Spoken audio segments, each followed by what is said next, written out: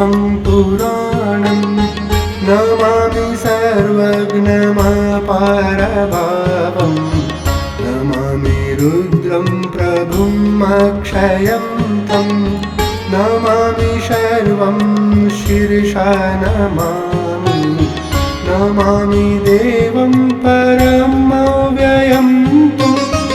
उमापतिं लोकगुरुं Namami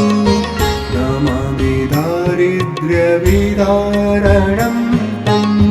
Namami रोगापहरं Namami